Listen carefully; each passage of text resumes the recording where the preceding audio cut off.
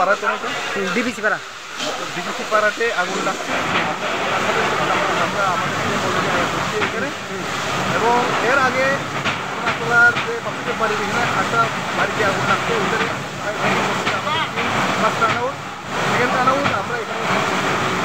DBC পাড়ার মধ্যে আইছি এবং দুইটা বাড়িতে আগুন লাগছে ওইখানে আমরা আগুন পাইছি বর্তমানে অলরেডি আন্ডার কন্ট্রোলে আছে এখন আর কোনো অসুবিধা নেই। আর ডিবিসি পাড়া চাপাইতে লাগছে